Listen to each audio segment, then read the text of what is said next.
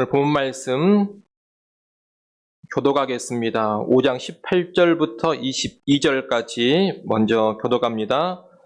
르우벤 자손과 갓사람과 므낫세 반 지파에서 나가 싸울 만한 용사 곧 능히 방패와 칼을 들며 활을 당겨 싸움에 익숙한 자는 44,760명이라. 그들이 하갈 사람과 요드르와 나비스와 오답과 싸우는 중에 도우심을 입었으므로 하갈 사람과 그들과 함께 있는 자들이 다 그들의 손에 패하였으니 이는 그들이 싸울 때 하나님께 의뢰하고 부르짖음으로 하나님이 그들에게 응답하셨음이라.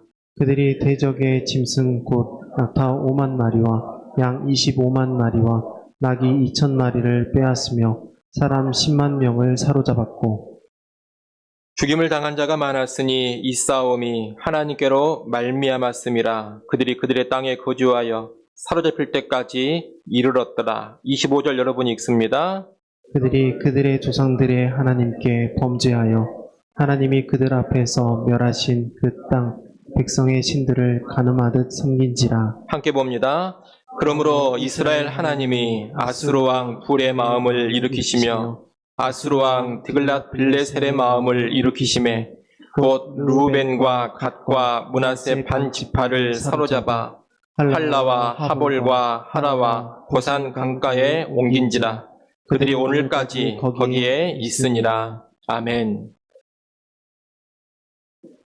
구약 시대에 이스라엘 백성이 거주했던 가나안 땅은 요단강을 중심으로 해서 동편과 서편으로 나누어집니다. 이 중에 요단강 동편에는 이스라엘 12지파 중에 3지파가 거주했습니다. 그 3지파는 르우벤 지파, 갓 지파, 므낫세 반 지파, 다시 말하면 므낫세 지파의 절반이 거주를 하고 있었습니다. 오늘 본문은 요단 동편에 거주했던 그 3지파에 관한 간략한 이야기입니다.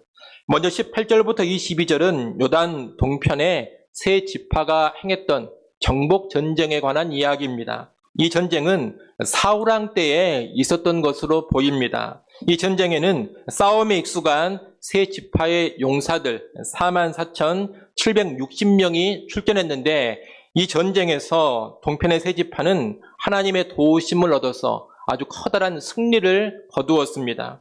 하나님의 도우심을 얻은 이유를 오늘 본문 20절 하반절에서 말하고 있습니다. 이는 그들이 싸울 때 하나님께 의뢰하고 부르짖음으로 하나님이 그들에게 응답하셨습니다.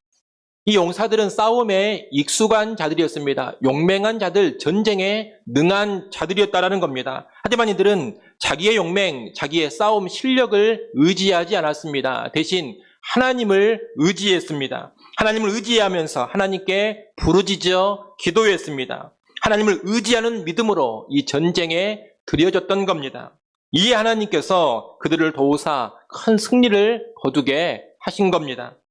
그들은 수많은 전리품을 획득했습니다. 그리고 그 땅을 정복해서 그 땅에 거주했습니다. 그런데 22절 하반절에 보면 그들이 그들의 땅에 거주하여 사로잡힐 때까지 이르렀더라 이렇게 말씀합니다.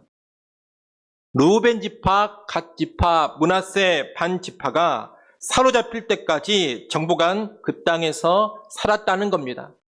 사로잡혔다라는 말은 그 땅을 빼앗기고 포로로 끌려갔다는 뜻입니다. 이 3지파의 조상들은 방금 우리가 봤던 것처럼 아주 커다란 승리를 거두고 땅을 차지하며 번성함과 강성함을 누렸습니다. 그런데 시간이 흘러 그 자손들은 빼앗은 땅을 다 빼앗겨버리고 포로로 끌려가 버렸습니다. 조상들은 흥했는데 그 자손들은 망한 겁니다. 25절, 26절은 이 자손들이 왜 그렇게 망해버렸는지를 설명해주고 있는 말씀입니다. 여러분이 25절, 26절 말씀을 다시 한번 읽어보십시오. 25절, 26절 읽습니다. 그들이 그들의 조상들의 하나님께 범죄하여 하나님이 그들 앞에서 멸하신 그 땅 백성의 신들을 가늠하듯 섬긴지라. 그러므로 이스라엘 하나님이 아수르 왕 불의 마음을 일으키시며 아수르 왕 디글랏 빌레셀의 마음을 일으키심에 곧 르우벤과 갓과 므낫세의 반지파를 사로잡아 할라와 하볼과 하라와 고산 강가에 옮긴지라. 그들이 오늘까지 거기에 있으니라. 여러분, 요단 동편 지파의 자손들은 조상들의 하나님께 범죄했다 그럽니다. 여기서 범죄했다라는 말은 배신했다라는 뜻입니다. 요단 동편 지파의 자손들은 조상들의 하나님을 배신했습니다. 그리고 가나안 족속들이 섬겼던 우상들을 음란하게 섬겼습니다. 여호와 신앙을 버려버린 겁니다. 이 하나님께서 아수르를 통해서 징벌을 하셨습니다. 26절에 보면 아수르 왕 불의 마음을 일으키시고 아수르 왕 디글랏 빌레셀의 마음을 일으키셨다고 합니다. 이 불과 디글랏 빌레셀은 동일한 사람입니다. 불은 디글랏 빌레셀이 아수르 왕이 되기 전에 부르던 이름입니다. 요단 동편 세 지파의 자손들은 아수르 왕 디글랏 빌레셀에게 정복을 당하고 포로가 되어서 아수르 땅으로 사로잡혀 끌려가 버린 겁니다. 여러분, 요단 동편 세 지파의 조상들은 여호와 하나님을 향한 믿음이 있었습니다. 여호와를 의지했고 기도했습니다. 그 결과로 승리와 번성, 강성함을 누린 겁니다. 그러나 이 세 지파의 자손들은 여호와 하나님을 버리고 우상을 섬겼습니다. 그 결과 망해버리고 포로로 끌려가 버린 겁니다. 우리는 이 요단 동편 세 지파의 간략한 역사를 보면서 신앙의 계승이 잘 이루어져야 하는구나, 이것을 배울 수가 있습니다. 조상들만 믿음으로 살면 안 된다는 겁니다. 그 자손들, 후손들도 믿음으로 살아야 합니다. 하나님을 향한 조상들의 믿음이 그 자손들에게 그대로 이어져야 합니다. 그래야지만 미래가 보장되고 미래가 밝아지는 겁니다. 그렇지 않으면 조상 땅은 크게 흥했다가도 자손의 때에 이르러서는 망해버리고 마는 겁니다. 오늘날 교회도 마찬가지입니다. 여러분, 교회 역시 조상들의 신앙, 부모 세대의 신앙이 자손들에게로, 자녀들에게로 잘 계승되어져야 합니다. 그래야지만 자손들이 사는 것이고 교회의 미래도 보장이 되는 겁니다. 그런데 안타깝게도 오늘날 교회의 현실은 그렇게 상황이 좋지가 않습니다. 아이들은 교회에 현존하는 미래다, 이런 말이 있습니다. 현재의 아이들을 보면 교회의 미래가 보인다는 겁니다. 그런데 우리 아이들의 상황이 그리 좋지가 않습니다. 우리 교회가 속한 합동교단에서 2020년에 주일학교와 연관된 통계조사를 했습니다. 그 통계조사의 결과를 보면 주일학교가 아예 없는 교회들이 22.4%였습니다. 설문에 응답하지 않는 교회들까지 감안한다면 우리 합동교단 안에 주일학교가 없는 교회는 약 30% 정도가 되는 것으로 생각을 합니다. 그런데 주일학교가 있다 하더라도 주일학교의 70% 이상이 20명 이하로 운영이 되어지고 있습니다. 쉽게 말하면 우리 교단에 교회가 100개 있다면 이 100개의 교회 중에 30개의 교회는 주일학교가 없습니다. 그리고 50개의 교회는 주일학교 학생이 20명 이하입니다. 그리고 나머지 20개 교회가 20명이 넘는 주일학교 학생을 가지고 있다는 겁니다. 우리 교단을 뛰어넘어서 한국교회 전체적으로 본다면 여러분, 우리 한국교회 전체적으로 주일학교가 없는 교회는 48%입니다. 상황이 이렇다 보니 2030년이 되면 한국교회 주일학교의 90%가 사라질 것이다, 이런 비관적인 전망도 나오고 있습니다. 대학생들로 가보면 상황은 더 심각합니다. 여러분, 우리나라 대학생 10명 중에 몇 명이 교회를 다닐 것 같습니까? 여러분 마음속으로 대학생 10명 중에 한두 명은 교회를 다니지 않을까, 이렇게 생각을 하셨다면 크게 착각하고 있는 겁니다. 우리나라 대학생 기독교 인구는 3%입니다. 10명 중에 몇 명이 교회 다니냐, 이것을 논할 때가 지금 아닙니다. 100명 중에 3명만 교회를 다니고 있습니다. 예전에는 대학생들 10명 중에 2~3명이 교회를 다녔습니다. 그런데 지금은 대학생 100명 중에 3명이 교회를 다니고 있습니다. 이제 캠퍼스에 나가보면 예수 믿는 대학생들을 만나는 것이 거의 불가능합니다.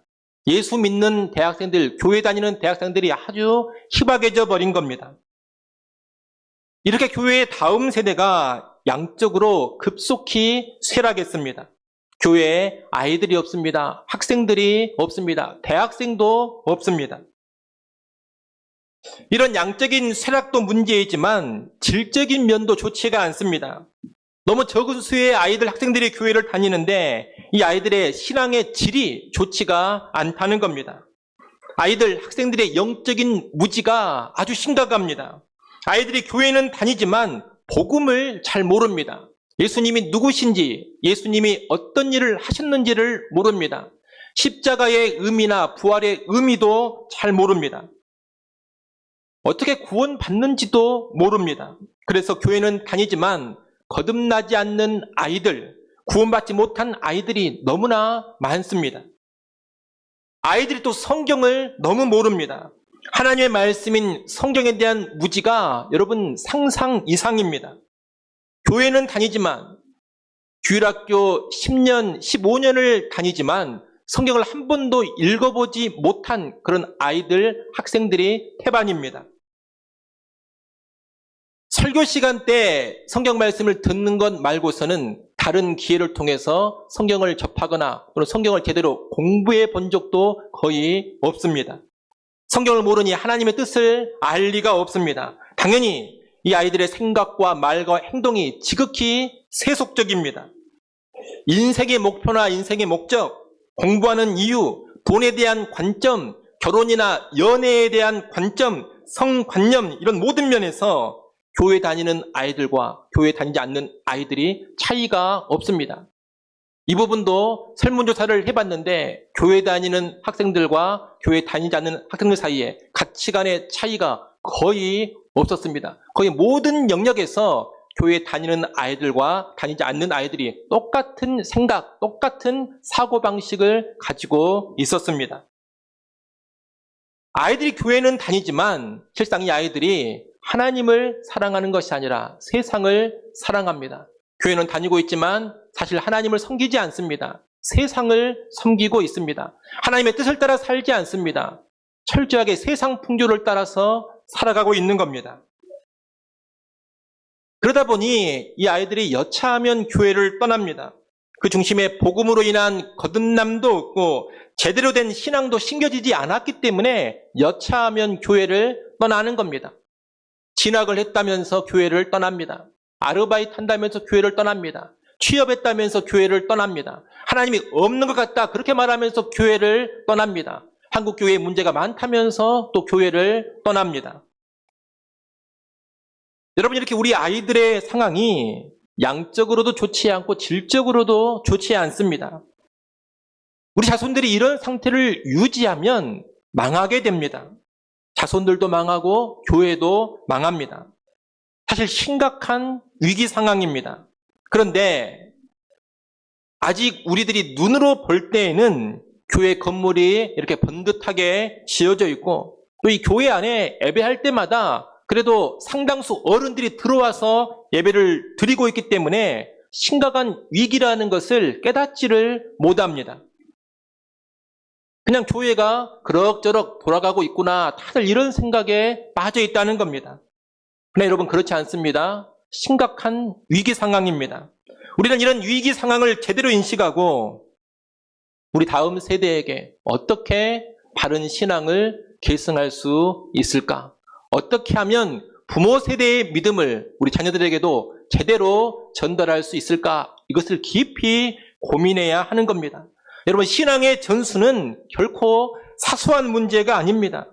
신앙의 전수가 잘 되면 좋겠지만 안 되면 어쩌겠냐 어쩔 수 없지 여러분 이렇게 바라볼 일이 아니라는 겁니다. 신앙의 전수는 미래에 흥하느냐 망하느냐 장차 사느냐 죽느냐 이런 문제입니다.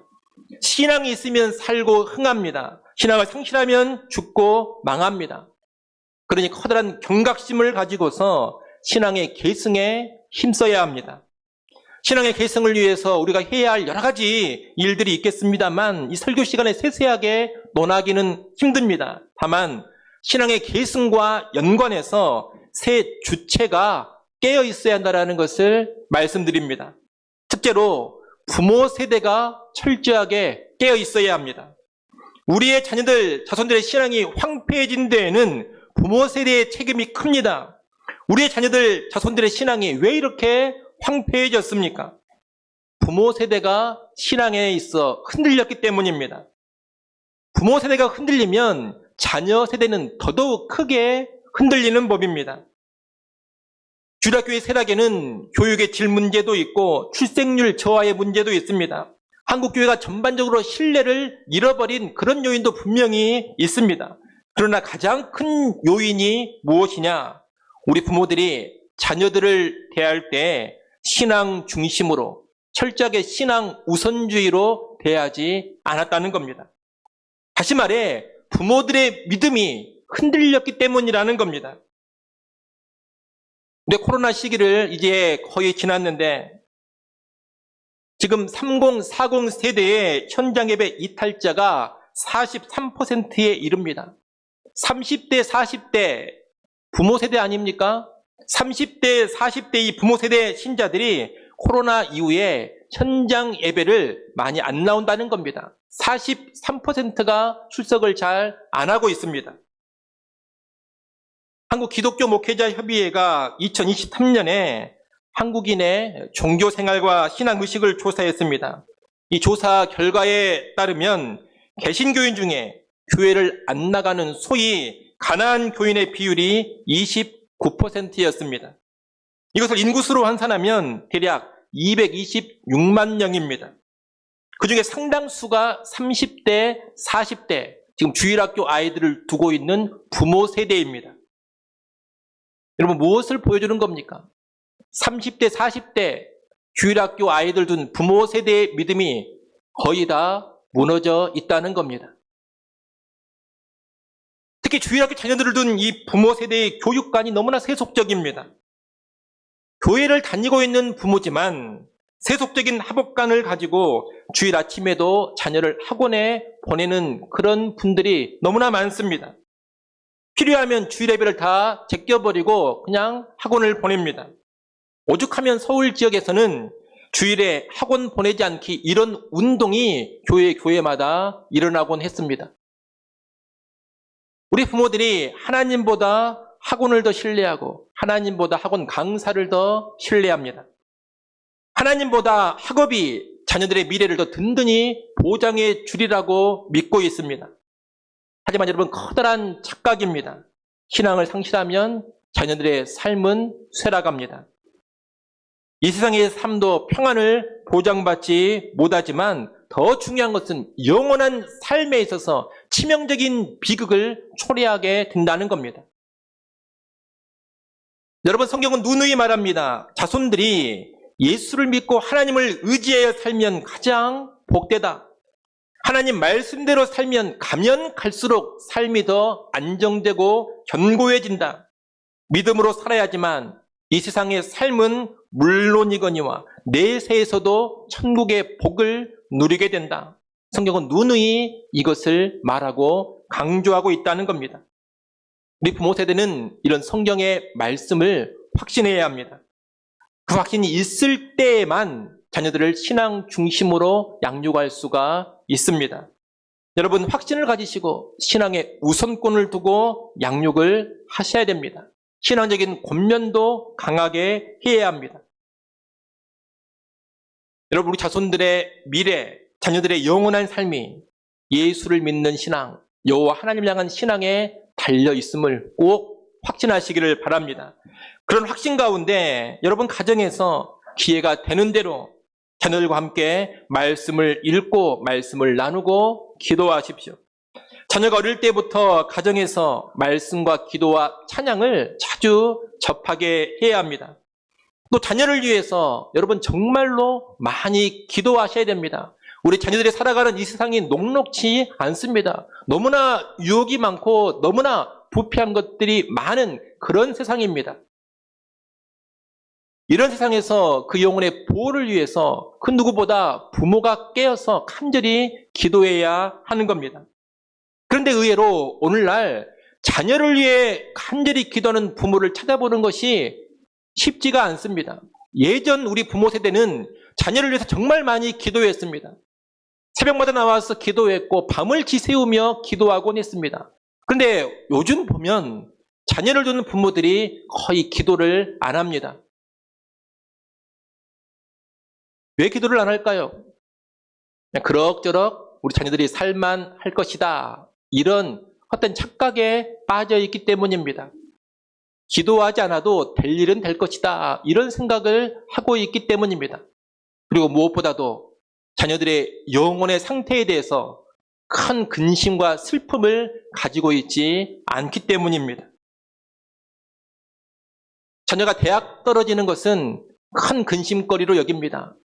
그런데 자녀가 지옥에 떨어지는 것은 별로 근심거리로 여기지 않는 것 같습니다. 자녀가 취업을 잘 못하는 것은 큰 걱정거리로 여깁니다. 그런데 자녀의 영적 삶이 파탄나 버리는 것은 그렇게 큰 근심거리로 여기지 않는 것 같습니다. 그러다 보니 자녀들을 위해서 별로 기도하지 않는다는 겁니다. 기도를 한다 해도 기껏 어떤 기도냐? 세상에서 좀 잘 되기를 바라는 그런 기도밖에 드리지를 않더라는 겁니다. 여러분, 부모 세대가 근신해야 되고 깨어 있어야 됩니다. 신앙의 우선권을 두고 말씀과 기도와 찬양 가운데 자녀를 양육해 가야 합니다. 무엇보다 자녀들을 위해서 정말 간절히 기도하셔야 됩니다. 특히 자녀가 어릴 때는 부모가 자녀의 일정을 다 조정할 수가 있습니다. 그러니 자녀가 어릴 때는 더더욱 신앙 중심으로, 교회 중심으로 자녀를 양육하고자 하십시오. 주일이면 여러분 꼭 함께 자녀와 교회에 와서 예배하십시오. 성경학교나 수련회가 있다면 우선권을 두시고 그 성경학교나 수련회에 자녀를 참석하도록 하십시오. 부모가 얼마든지 할 수 있습니다. 자녀가 어릴 때에는 부모에게 주도권이 있기 때문에 주도권을 행사하면 어릴 때에는 신앙 중심으로 얼마든지 양육할 수가 있다는 겁니다. 그런데 자녀가 이제 나이가 들어서 청소년기나 대학생이 되면 부모가 권한다고 해서 다 듣지를 않습니다. 그 연령대가 되어서도 부모 말씀을 잘 들으면 얼마나 좋겠습니까? 하지만 그렇지 않는 경우들도 많습니다. 청소년기나 대학생이 되면 신앙적인 권면을 거부하고 반항을 하기도 합니다. 급기야 교회를 떠나고 신앙을 버릴 수도 있습니다. 그럴 때 부모가 신앙을 강제할 수 없는 것이고 강요할 수도 없는 겁니다. 만약 그런 일이 벌어진다면 여러분 그때는 간절히 기도하는 일밖에 없습니다. 계속해서 간절히 기도하고 또 기도해야 하는 겁니다. 그저 근심 어린 눈빛만 보낼 것이 아니라 그저 걱정 어린 말만 몇 마디 내놓을 것이 아니라 하나님께 나아가서 신앙을 이탈해버린 자녀들을 위하여서 신앙이 죽어버린 자녀들을 위해서 간절히 기도하고 또 기도하라는 겁니다.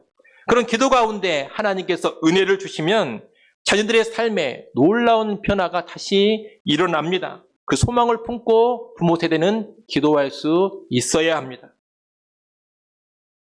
여러분, 신앙 중심으로 양육하고자 하는 부모, 자녀를 위해서 간절히 기도하는 부모, 이런 부모 세대가 있을 때 우리 자녀들의 미래가 보장되는 것이고 밝아지는 것입니다. 우리 모든 부모 세대가 그 일을 잘 감당할 수 있기를 바랍니다. 그래서 우리의 자손들, 우리의 자녀들이 영적인 면에서 흥황할 수 있기를 간절히 소원합니다. 둘째로 교회가 깨어 있어야 합니다. 2000년대에 들어와서 자녀 신앙 교육의 주체는 부모이고 가정에서 자녀 신앙 교육을 제대로 시켜야 된다. 이런 가르침이 많이 나왔습니다. 교회마다 그런 가르침이 유행을 했습니다. 자녀의 신앙 교육을 교회에 맡길 게 아니라는 겁니다.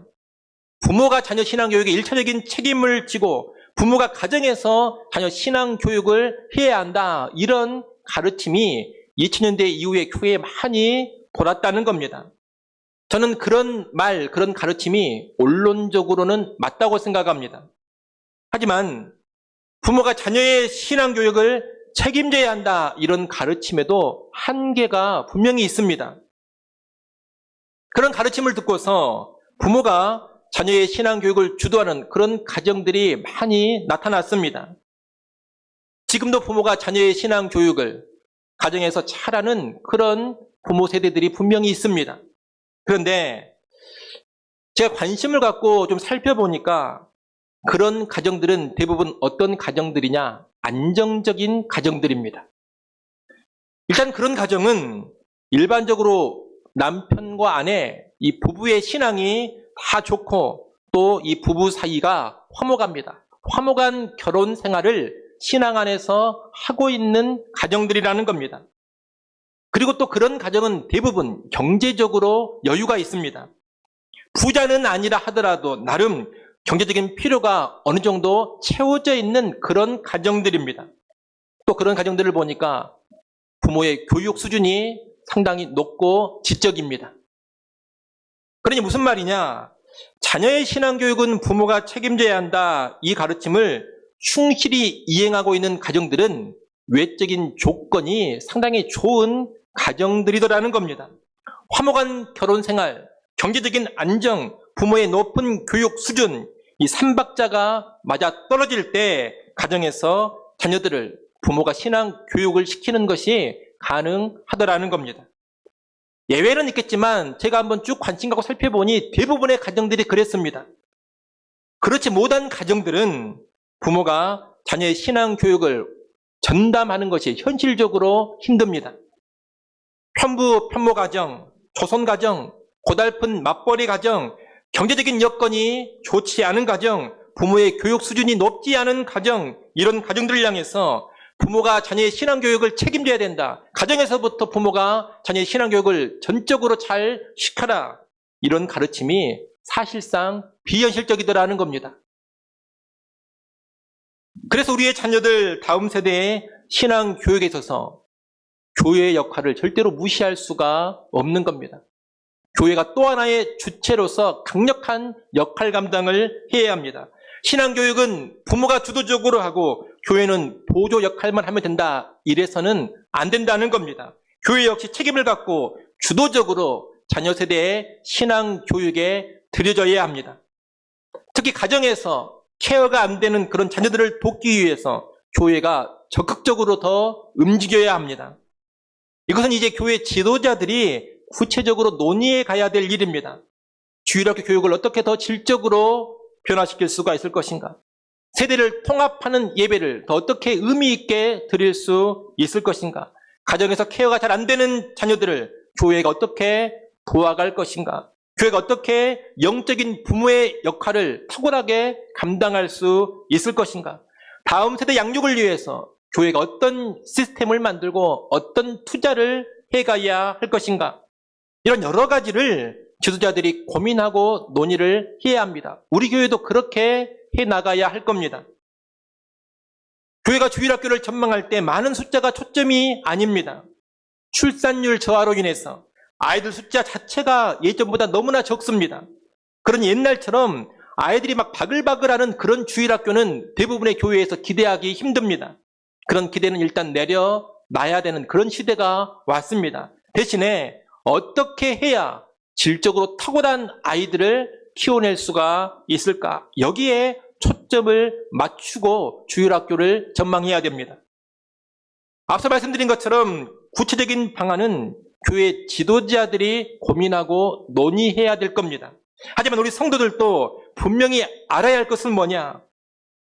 우리의 자녀들 다음 세대가 어떻게 되느냐에 따라서 교회의 미래가 좌우된다라는 겁니다. 우리 영광교회는 작은 교회입니다.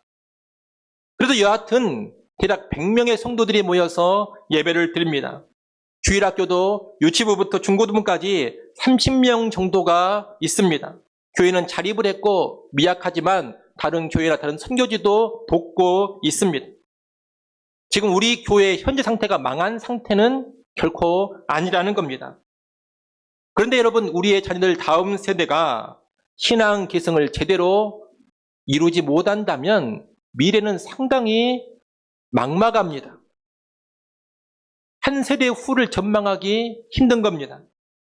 여러분, 우리의 자녀들 다음 세대가 한 세대 후, 30년 후에 이 자리를 채우지 않으면 여기 누가 있겠습니까? 30년 후에는 저도 은퇴해가지고 여기 없습니다. 그때는 저도 80살입니다.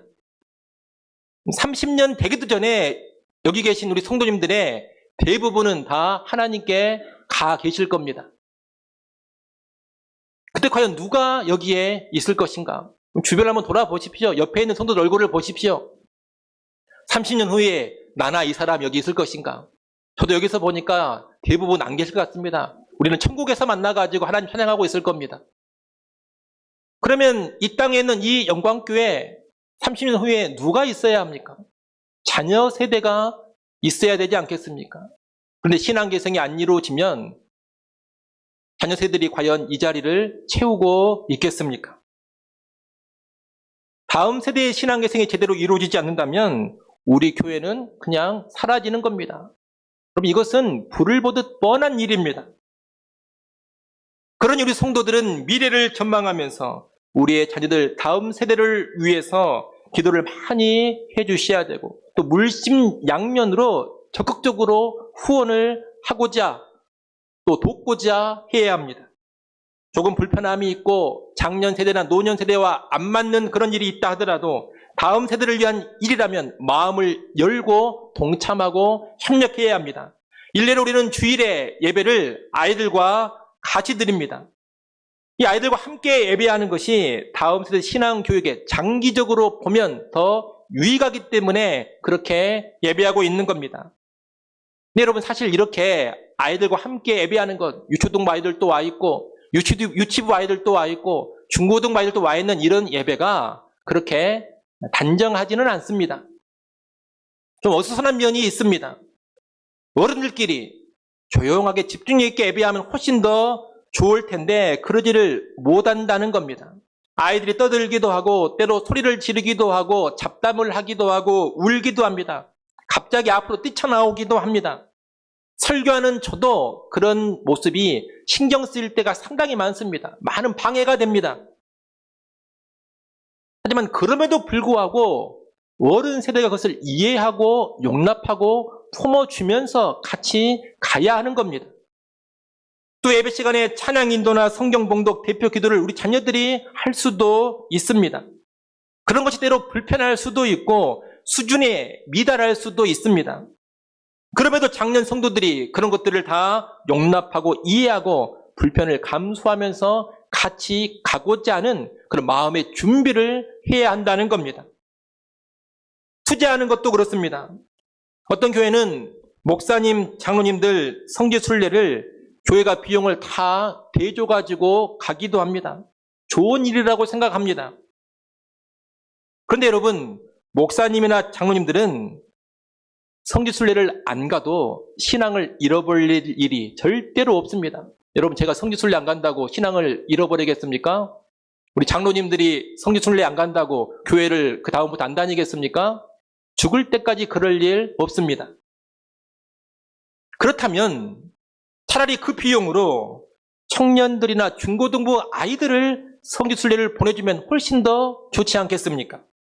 그 성지순례를 계기로 해서 청년들이나 중고등부 아이들이 뭔가 배우고 깨달아서 신앙이 생겨나고 그것을 계기로 평생 교회를 떠나지 않게 된다면 그것이 훨씬 더 가치 있는 투자가 아니겠느냐는 겁니다. 이런 식의 사고방식을 가지라는 겁니다. 사실 우리는 가정에서 자녀들을 대할 때 다 이런 식으로 생각하고 투자해야 합니다. 부모 세대는 안 먹고 안 입고 안 쓰지만 자녀들의 미래를 위해서는 과감하게 투자합니다. 불확실해 보여도 투자를 합니다. 교회도 그래야 한다는 겁니다. 그런 방향의 성도들이 기꺼이 동의하고 마음을 열고 협력을 해야 합니다. 주일학교에 더 투자하고자 하고 여러분 개인적으로도 아이들을 칭찬하고 격려하는 일에 더 열심히 들여주셔야 되고 기회가 되면 간식도 사주셔야 되고 용돈도 주시는 것도 좋습니다. 그 정도는 해야 우리 교회의 미래가 보장받을 수 있는 겁니다. 여러분, 우리 자녀들 다음 세대의 신앙교육, 신앙의 계승은 부모에게만 맡길 것이 아닙니다. 교회가 깨어 있어야 되고 교회의 온 성도가 영적인 부모가 되어서 감당을 해야 될 일입니다. 지도자들은 구체적인 방안을 기도하면서 논의해야 할 것이고 성도들은 기도하면서 적극적으로 다음 세대의 양육에 헌신적으로 동참하는 그런 모습을 보여야 합니다. 그럴 때 우리 교회의 미래가 밝아질 겁니다. 우리 교회가 그런 교회가 될 수 있기를 간절히 소원합니다. 마지막 세 번째로 우리의 다음 세대 자녀들이 그들 스스로 깨어 있어야 합니다. 여기 자리에도 우리 초등부 아이들도 있고 중고등부 아이들도 있고 청년들도 있습니다. 다음 세대들인데 다음 세대 여러분은 겸손하게 부모 세대의 신앙을 이어받고 따르고자 해야 합니다. 그렇다면 여러분의 인생이 정말로 복된 인생이 될 것이고 풍요로운 인생이 될 겁니다. 경주 채부잣집에 관한 이야기를 여러분들이 많이 들어보셨을 겁니다. 경주 채부잣집은 1600년에서 1900년대 중반까지 300여 년 동안 12대를 내려오면서 만석군의 전통을 이었던 집안입니다. 그리고 1950년에 모든 재산을 영남대학교의 전신인 대구대학교에 기부함으로써 스스로 역사의 뒤안길로 사라졌습니다. 300년간 부를 이어오다가 스스로 모든 재산을 기부함으로써 부잣집의 전통을 마무리한 겁니다. 그런데 300년 동안 만석군 부자로 집안을 지켜올 수 있었던 그 비결이 무엇이냐? 채부잣집의 가훈입니다. 이 경주 채부잣집에는 제가 육훈이라고 해서 제가 집안을 다스리는 육훈 6가지 가훈이 있습니다.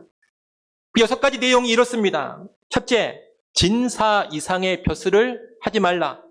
둘째, 만석 이상의 재산을 모으지 말고 만석, 쌀, 만가마니가 넘으면 사회에 환원하라. 셋째, 흉년에는 남의 땅을 사지 말라. 넷째, 나그네는 후히 대접하라. 다섯째, 며느리들은 시집 온 뒤에 3년 동안 무명옷을 입어라. 여섯째, 사방 백리 안에 굶어 죽는 사람이 없게 하라. 채부잣집은 300년 동안 이 6가지 지침을 철저하게 지킵니다.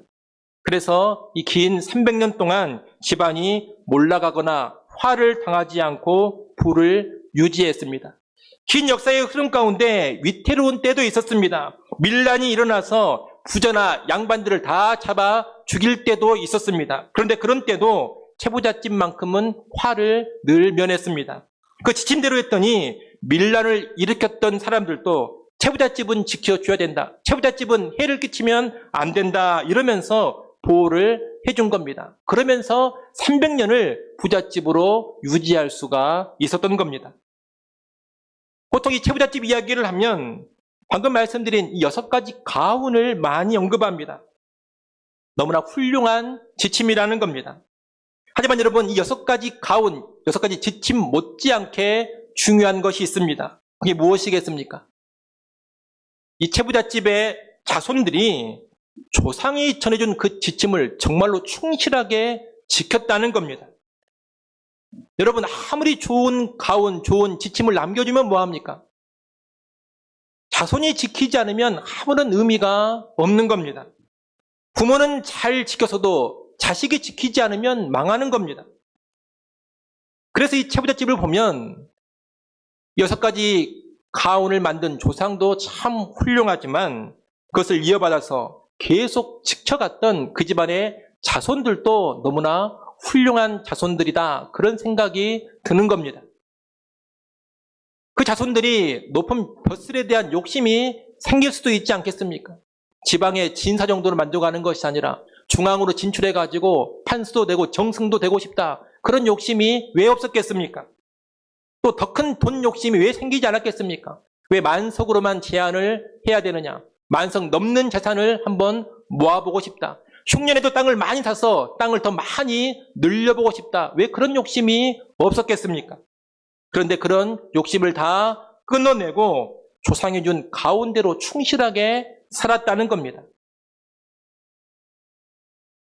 부모를 공경하면서 효도하면서 하라는 대로 묵묵히 한 겁니다.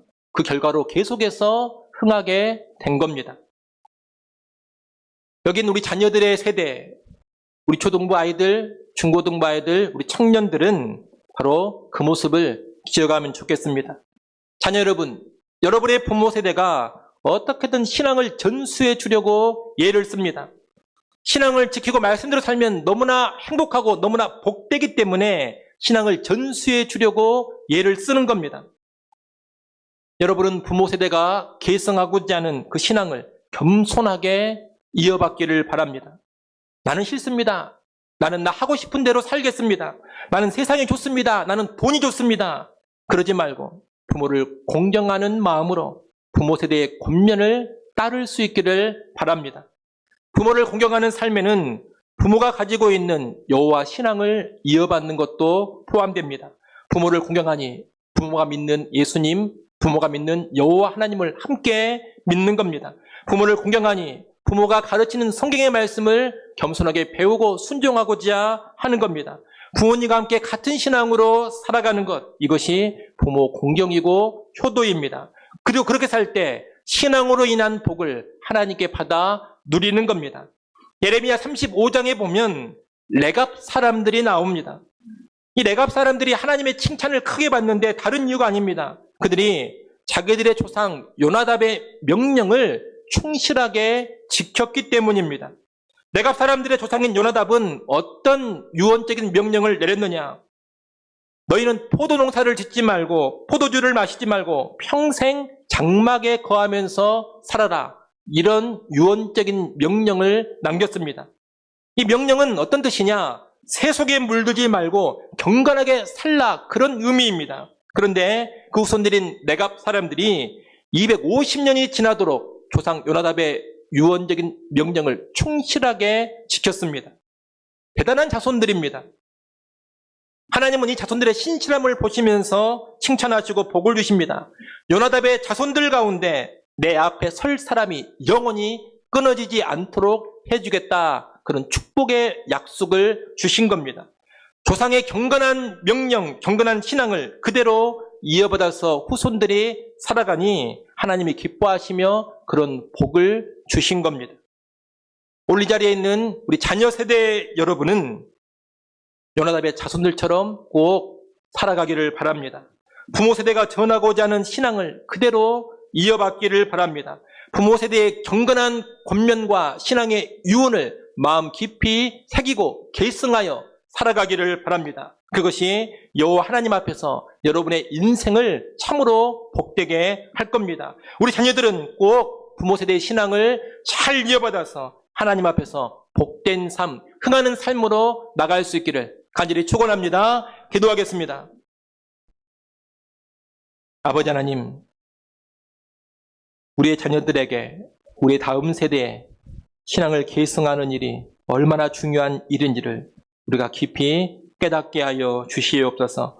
신앙 계승의 새 주체인 부모와 교회와 우리의 자녀들이 더 깨어있기를 간절히 바라고 원합니다. 부모와 교회는 주도적으로 책임 감당을 잘하게 하시고 또한 우리의 자녀들은 겸손하게 신앙을 이어받게 하여 주시옵소서. 예수님의 이름으로 기도드리옵나이다. 아멘.